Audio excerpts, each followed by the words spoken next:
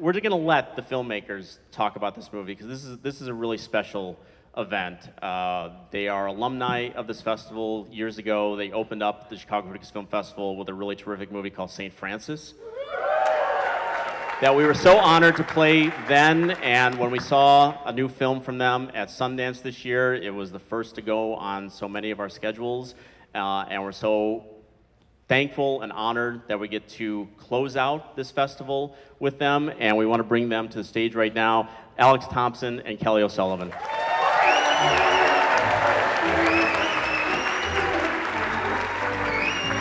Oh my God. This is amazing. So This is so kind. sweaty. There are just so many people in the audience that we literally love, so thank you for being here.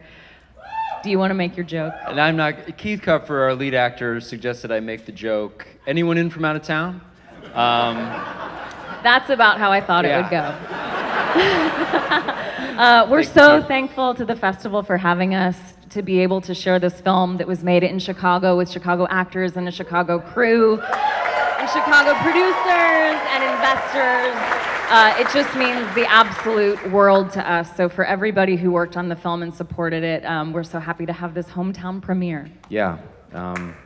Thank you to all of you.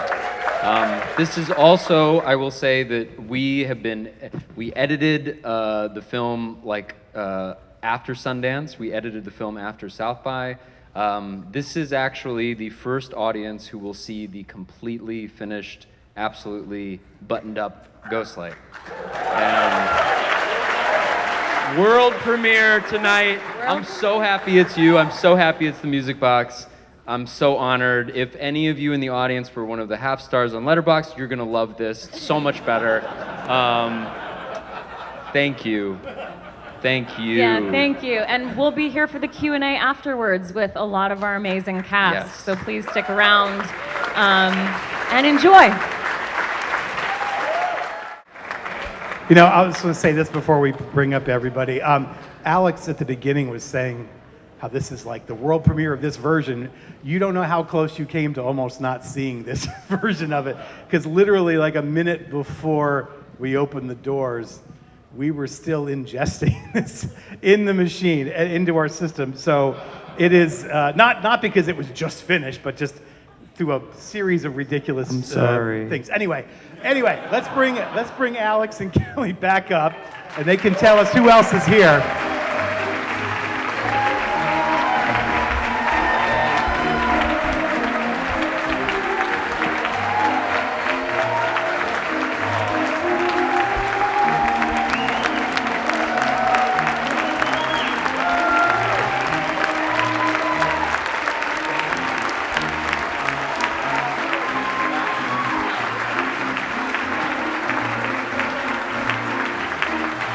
Thank you.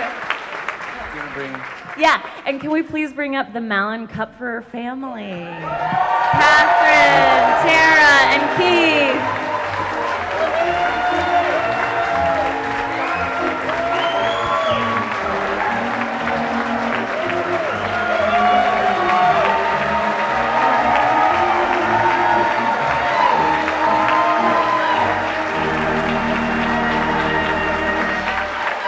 And we've got some more special guests. The rest of our cast and crew who are here, can you please come down?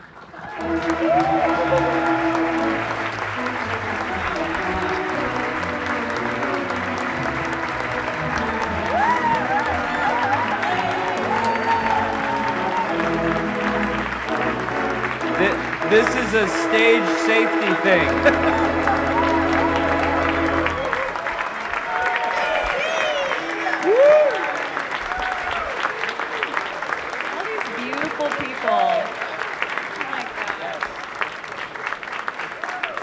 We're so lucky. Did we get everybody?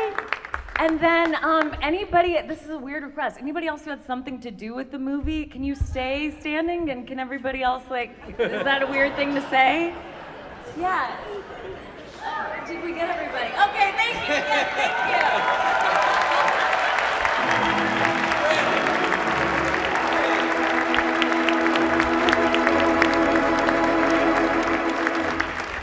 I have a weird feeling about the Audience Choice Award this year. I'm just gonna, maybe. Anyway, Kelly, let's start with you. You were the writer. I don't know if we said that beforehand, but you were the writer. You two co-directed. Where and when did the beginning of this story happen? Yeah, it started in the pandemic when I was feeling like everybody's super lonely and disconnected from my community, which is the Chicago theater community. And the National Theater in London had put out a trailer for their production of Romeo and Juliet, and I watched it, and at the end of it, I found myself crying because I was like, oh my God, they get to make something together right now. And so then I was thinking about a character who desperately needs a place of expression, but who has always been taught that emotion is a liability rather than a strength. And I started thinking about men of a certain generation, people like my dad, who I think would have really benefited from a place to be silly and be vulnerable and having a place to channel a lot of emotion. And so it sprang from there. Well, so let me ask you a follow-up then. Did finally getting behind the camera and starting to shoot this thing, was that the emergence from you of that pandemic loneliness? Was that kind of the... I think it was when we did the first few readings of this. We did some readings of it before, like it was a new play. And I think I started to get the sense of like, oh, I'm back in the room. I'm back in the room getting to be with the people I love, doing the thing that I love. And then every day on set was a total joy, getting to work with some of the people that I've admired for so long and who I've worked with several times. And yeah, it really helped. It was a salve. Shakespeare is often considered the sort of great equalizer especially among actors. And I'm like, it started out like he wrote plays for like the common people, and now it's sort of considered highfalutin. But I'm wondering, was Shakespeare always your playwright? Was Romeo and Juliet always the play, or did you go through a few? No, I hated Shakespeare until I really did, because same, I was like, everybody is like doing a British accent, even if they're American, I don't know why. It felt very like elitist. And then when I started thinking about Romeo and Juliet from the parents' point of view, like with age, when I was a teenager, I thought Romeo and Juliet was so romantic, and now I think it's like the stupidest, like why do they do that? And so when I started thinking about it from a very like working class parental point of view, then it felt much more accessible to me. And honestly, like I would prefer to see this version of Romeo and Juliet than almost any other that I've seen. Like I want to see a middle-aged Romeo and Juliet, and you know, you did great. Young middle-aged. Middle-aged. Let me ask our actors something. I'm assuming that in real life, you all more or less get along. What was it like playing a family that is this frayed and, or maybe it was hitting right in the sweet spot. I don't know, but yeah, what was it like sort of playing a family that frayed, and did you kind of work that out before you started shooting, like how that was gonna look and be? I read the script a week and a half before we started filming. So Keith worked on it for longer and knew he was doing it for way longer than we knew we were doing it. So I'll let Keith take that question. Yep. No, we didn't work anything out. We're a family, so we just said what was in the script. You know, I think this is a similar question other folks have asked us. The beauty of this entire process was we got to work with some of our favorite people down here, but also up here. Absolutely. Keith is my favorite actor in the entire world.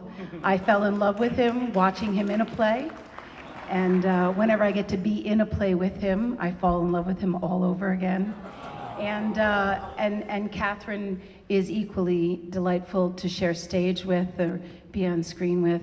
But the real joy was Kelly gave us a play that just fit on us like a glove. And we got to just bring ourselves. It was easy. I'm wondering if the moments in the story that are the most dissimilar from your real life, including this son, that part of the storyline, did that drum up any kind of emotions, or what did you need to do to kind of get to that place where you could all each sort of share your own version of grief about that?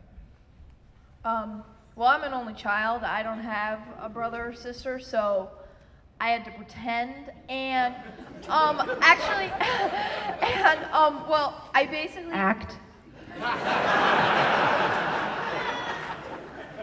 And sometimes the emotional thing's kind of hard. Anger is easier. So when I was doing the emotional things and really having to think about, oh, if I actually lost a brother, I picked someone from my family, from my real life, and just imagined them.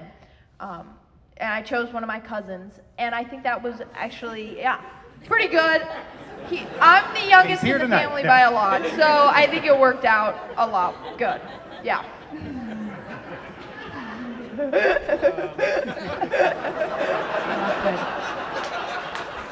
It was a lot good. Yeah. Yeah. Well, it's not difficult if you have a child. And there are a lot of actors in the audience, I know, and we all know what it takes to get to an emotional state. So if you're an actor and you have a child, you just imagine them dead, and you it's not a fun place to be, but that's what you hold on to, and that's what you use, and that's fairly fundamental. I think the challenge was always how to hold on to it and keep it pushed down, and not to let it come up in a place where it wasn't ready to be released yet. And that's where we really relied on Kelly and Alex to guide us and to make sure that the tension was there when it needed to be there. And they were just so amazing and skilled at doing that for us. Yeah, so speaking of that, this is for anyone who wants to answer it. So, I mean, Dan is actually dealing with a lot of emotions through his acting that he's not able to deal with his family. And I'm wondering, what do you, any of you, see as the role of this creative process in dealing with any kind of emotional upheaval? I think it's a place to put things. David Sedaris says if he didn't write, he wouldn't have a place to put all the terrible and wonderful things that happened to him. And I really ascribe to that too. I think it's like the best place in the world to funnel all of that stuff in a really safe way. Yeah. No, but I agree with that, and I'm not sure I could say it better. I think it's fun from an audience's perspective to get to see something so raw transposed onto something pretend, and that's what excited me about the script, was you get to watch so many layers of Dan. It's performance, whether that is a performance of grief or a working through something real. I think it's just an exciting thing to watch, and it keeps every day on set exciting, and that keeps us fresh. And so yeah, that's not really what you asked, but it gives me a chance to talk. Keith, is it hard playing a guy who's not very good at acting? You know,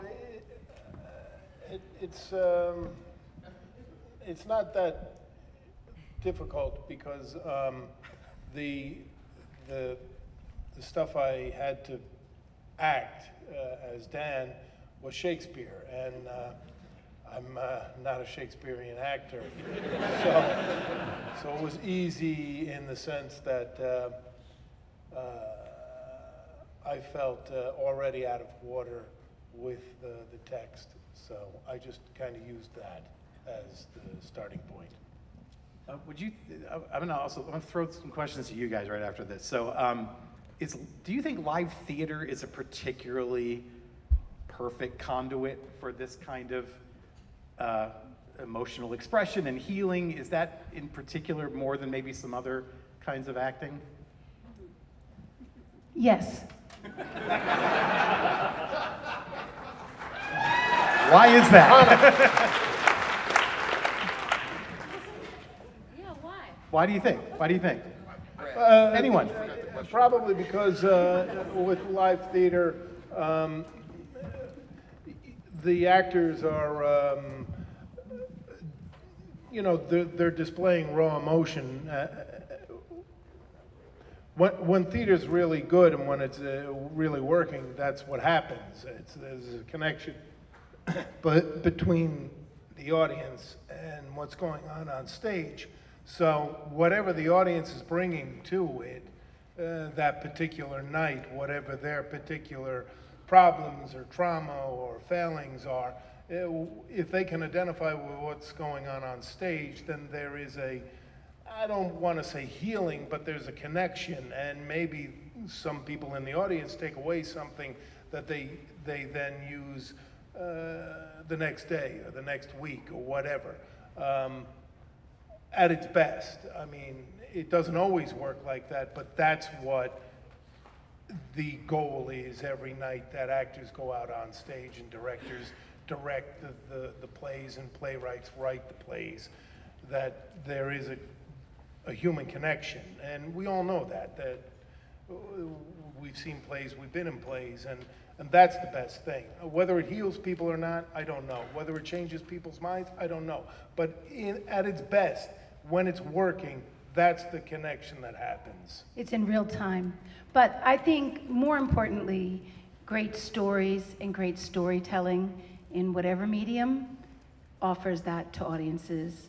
It offers the chance to connect and to enter into a story and find things in your own life and find opportunities to release and to express your own emotions that maybe you haven't been able to. And I think that's what storytelling gives us. Okay, if anyone in the audience has a question, preferably one that ends on a question mark, that would be great. I'm having a little hard time seeing, so if anyone over there can spot a hand, go ahead and call on whoever. Or we could All right, just. let's all just I could go just, I got home a then. lot of more. I got tons more questions, so it's fine. Okay, there's somebody over there, I think. I see a hand pointing over there. So, Yeah, you're right there. Got a lot. all right, go. You go. You're standing up. You win. First off, what a mountain of a film. I mean, absolutely kudos. It's one of the most amazing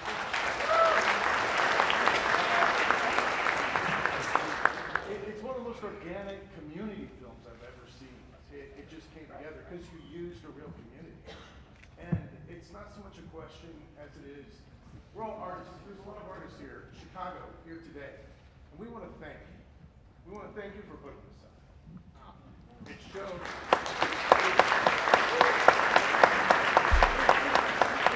It shows the work that is done here is real. And it doesn't get as amplified or rewarded as much, but it's honest. Thank you. Thank you, man. And if you have an opposite opinion, there's always Letterboxd. Go on and tear us apart. Okay, right there. Yeah. So I just want to ask, Alex, yeah, you're the best. I know that in person. I've seen it before. Thanks, It's man. a fantastic film. Being an actor myself, watching all this, what an experience it was. Go see St. Francis, please. Watch that as well. If you like this, you love that. But I wanted to ask you too, specifically, going from St. Francis to this, what was it like becoming co-directors? I know you wrote the first one, you came to this. What did it feel like on set, working with all these actors, dealing with all of us in that sort of situation, and just trying to work through that? I would love to know what the actors felt, honestly. I'll say briefly, just in case one of them does want to say, that Kelly and I worked really closely together on St. Francis. And in some ways, this was a closer relationship and an easier one because I was not, in St. Francis, I just wanted to get out of the way of the work and the words and the performance. And that was a really wonderful experience.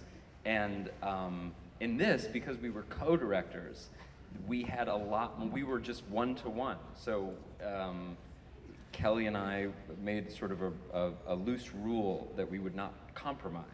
So if one of us felt very, very strongly about something and the other one felt kind of strongly about it, the very strongly opinion would rule out because we wanted there to be intention in everything we did.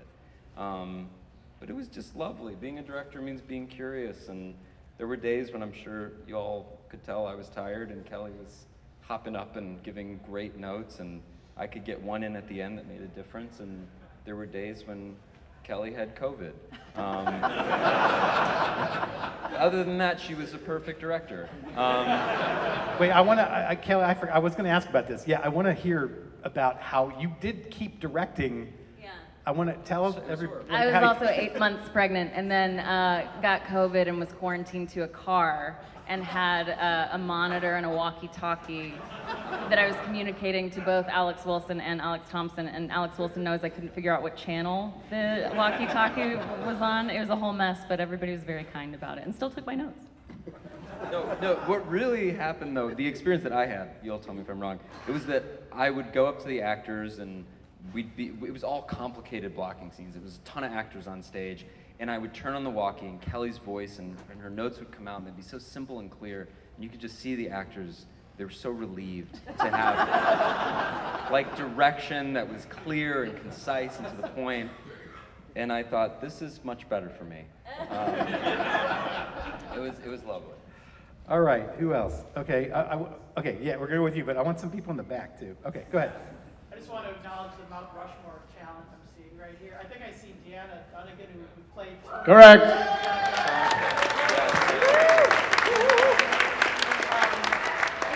know we've been trying to pass the mic to some people standing here, but I want to hear just from some of the other actors about the community, the feeling community that was fostered, particularly the actors that are playing the actors in the group, just what that sense of community was like on the set. Or Brett. Well, I'll jump in, since you handed me a mic. I have to say it was really an interesting experience being in this room with so many Chicago theater artists tonight. All the other screenings we've been to have been elsewhere in the world, and a lot of people ask questions about that, the community, and we were trying to explain what the Chicago theater community is to these audiences in other parts of the world, and it was just really beautiful to do that for you here, because you all know. And as you can probably tell, Kelly and Alex are two of the most lovely, warm, creative, gentle, smart people, and they created that. They created a set that was full of, we all talked about it. It was just, the set was like nothing else we've ever experienced, the sense of community. And for me, the moment in the film that me, and I don't think I'm alone, you guys can let me know, when we saw the film, the moment to me that just caught my throat is when Dan tells everybody what happened, and then all the actors slowly come and touch him.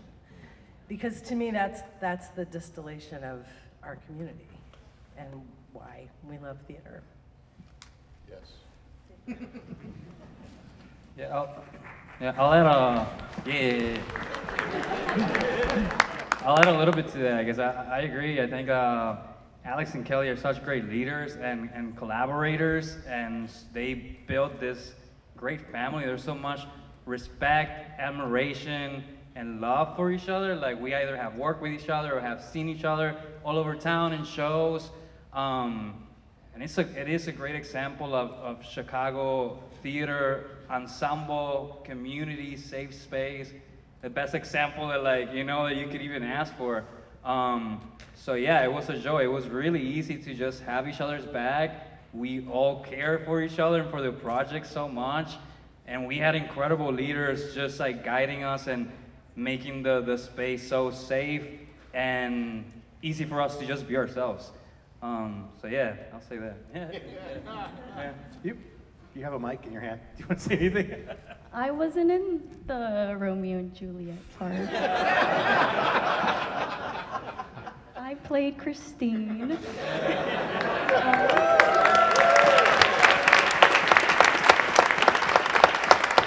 And I'm terrified right now. just like I was on the first day on set. I was on set 2 days, and I mostly had to act against Keith. But I know, but with the leadership of Alex and Kelly, obviously everything went very well. This is actually my feature film debut, and I honestly.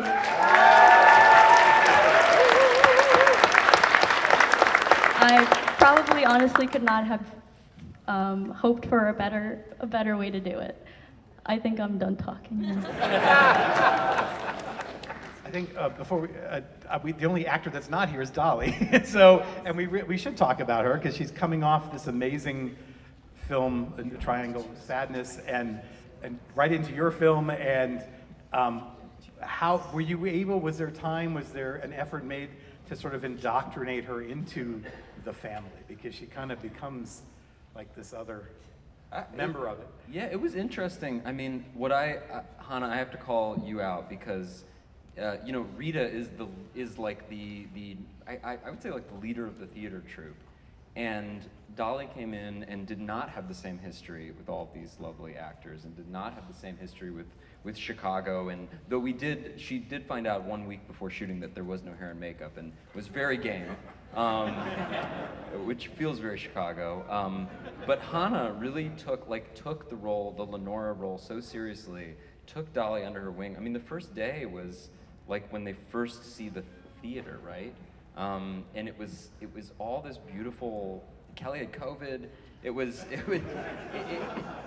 really like this ensemble like kind of came together and made Dolly feel so safe and so special. And she's much shyer than you'd think, and like was very conscious of like the dynamics that we'd already established. And just an incredibly respectful, wonderful, deep actor. Yeah, and important to say she's done decades of theater in the Philippines. Yeah. And so she's also coming from the same world, and that's why when we said, oh, by the way, there's no hair and makeup, she was like, great. And she was like, excited to provide some of her own wardrobe. So she was amazing and fit in very well. Okay, we have time for a couple more. And like I said, I can't see past the first few rows, so if anyone sees a hand, okay, whoever you're pointing to, go ahead. So this is a defining true story. I've seen it twice now, so on Sundance, I saw it now. And what I'm curious is what were the sort of final edits that you were making to it? The final edits. We were losing a minute of time. Literally 1 minute. It was just tightening things up here and there, just like little tiny drags, and hopefully you didn't notice we can talk about it after if you didn't. Great, yeah, it was just like little snippets here and there. One notable joke is gone. One notable joke is gone. We can talk about it after. But yeah, it was just trying to take out any air so that it really, it's hard to believe, but a minute does make a big difference in terms of the pace of things, and so it was trying to make it as tight as possible. Okay. I have a question. And you might not have an answer for it, but when you were at Sundance, did Robert Redford ever acknowledge this film? And the reason I ask is that he won an Academy Award for Ordinary People about a suicide, and yet there was no hope at the end of that show. I have to say this is one of the most unbelievable performances to give hope to so many of us who have had people who have died, taking their own lives. And I just think that it would be a shame if he didn't come forward and say, wow, I should have done it this way. Terry, you're going to have to call. Terry, you're going to have to get on the phone with Rob. Shame on you, Mr. Redford. Did you say? No, strangely enough, Robert Redford did stop by and say, you know what? I should have done it that far. We're still awaiting word from Mr. Redford, but yeah. He wouldn't stop talking about sneakers, though. Oddly enough. So. Stop, Alex. Anyone here from out of town?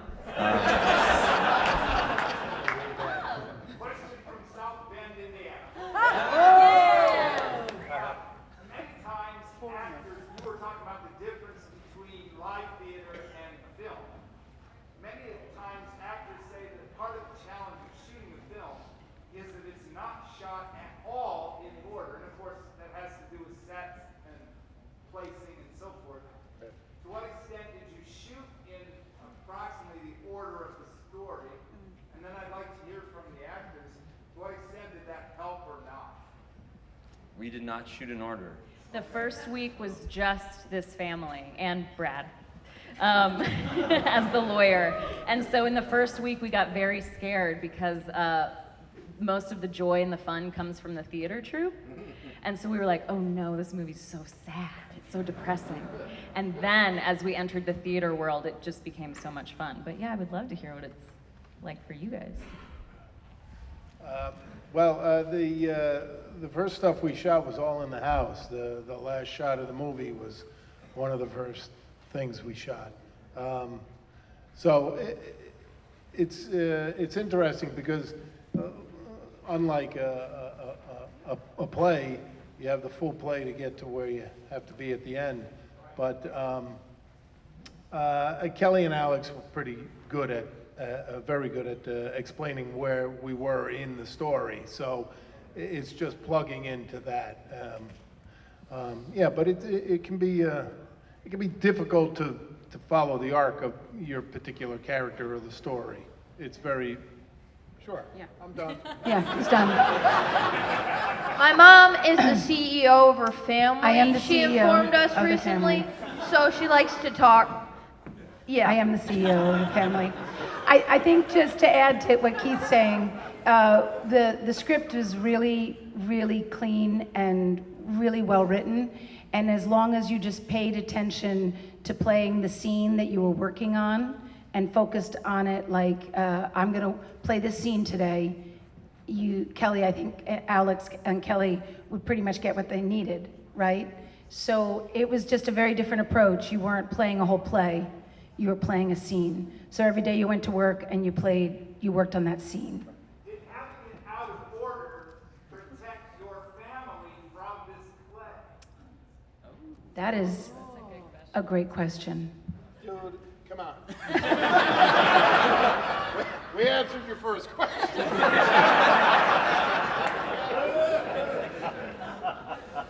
I think that's a great question.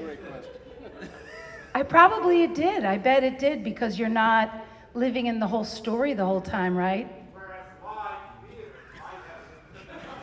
That's a really good point. Thank you. Just a funny example of this briefly is we actually missed a very important scene in the film because we shot out of order. We shot all the audience things separately from the stage, and so the first moment that Dan steps out on stage and gives his first line, we did not shoot. We just forgot it.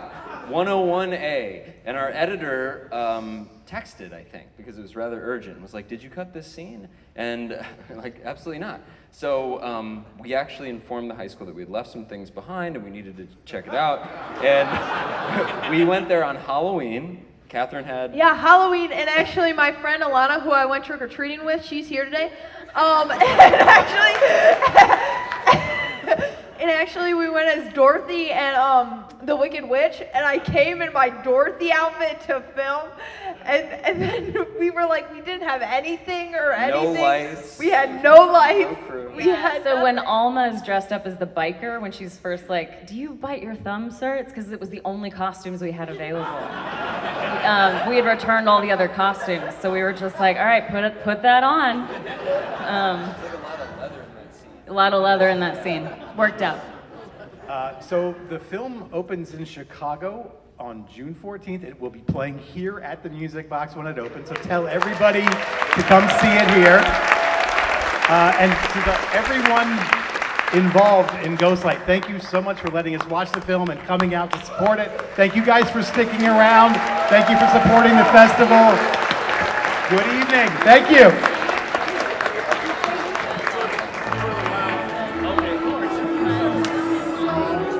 It's gonna tell him to